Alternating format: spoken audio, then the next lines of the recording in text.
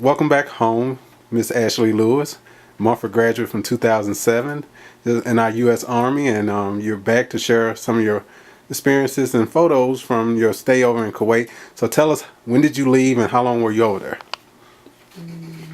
I left Tennessee February the 7th, went to Fort Bliss to do our pre-mob and get ready for the mission, and we flew out of Fort Bliss, Texas, March 23rd, hit Kuwait, and for about 8 months and some days, flew back out to Bliss on December 9th. What was your first impression of Kuwait?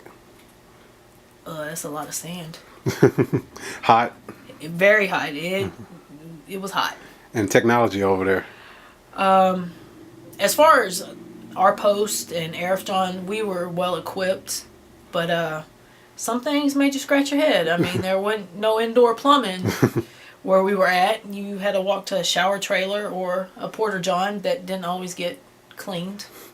And by 10 o'clock in the morning, it's 115, and you smell that porta john.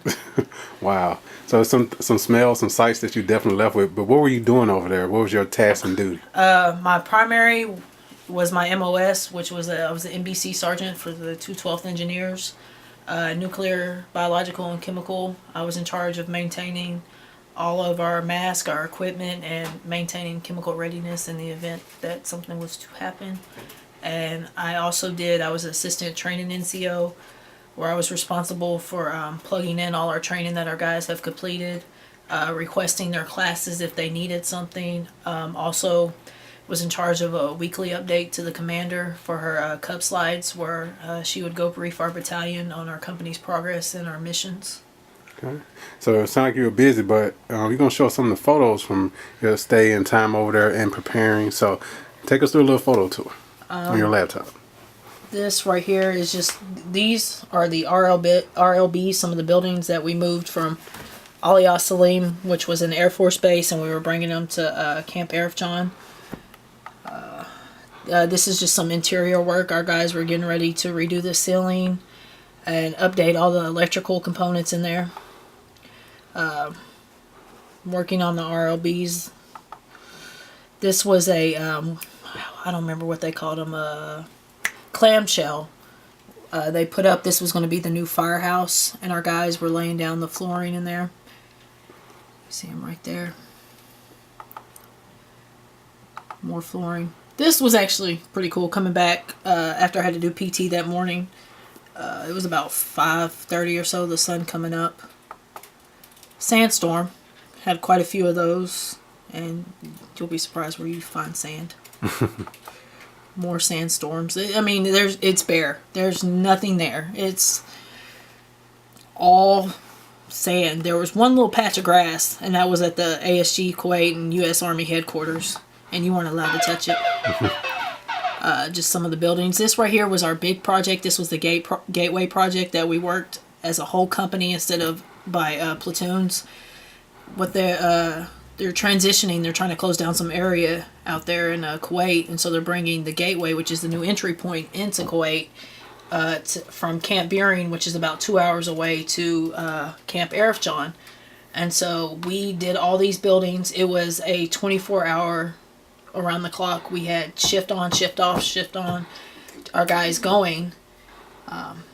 They made really good progress. They redid all the electrical work in there, the flooring, the lights, sheetrock, painted.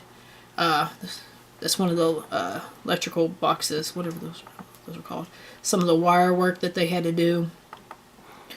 This is it completed before they added the counters and the rooms and stuff.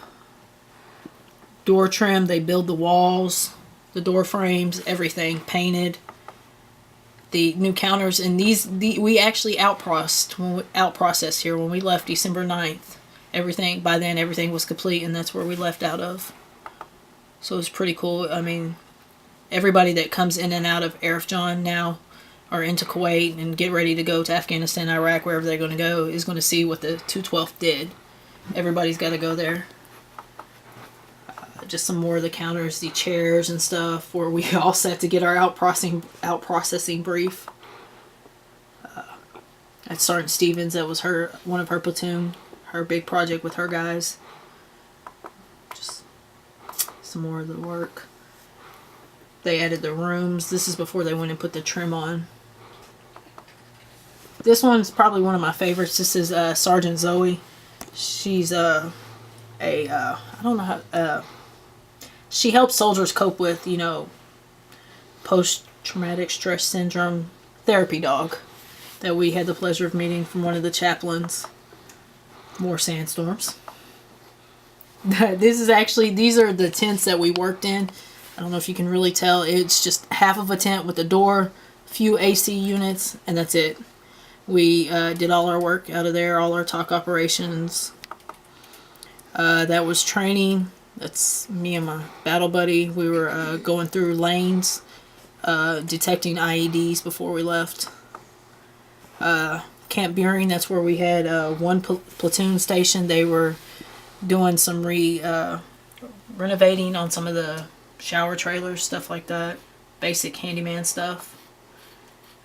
Camp Canada was at LSA, where we had another platoon at, where they were pretty much tearing down a lot of stuff at LSA, which is also Ali Salim. They were bringing a lot of the RLBs and buildings and transporting them to Arif John. And that's back at the beginning. So a lot of positive things were done. You did a lot of good work over there. So with all that hard work, you had to leave it. But I know a lot of soldiers are happy when they get to return home. So how does it feel to be back home? It feels good to sleep in my own bed. A full-size bed that is not a bunk bed and not in a building shared by 23 other loud women. Oh, and yeah, that's the best part. And to shower by myself. And not in a trailer with about 15 other people. So being back home, now we're on the new year 2014. What do you hope the future holds for Ashley Lewis? Ashley Lewis is going to continue to work hard as far as military. Get ready for WLC. Get on that promotion board for my 6. I'm going to attempt to finish school. No promises, but I'm going to attempt to finish school and become a responsible, productive citizen of this country.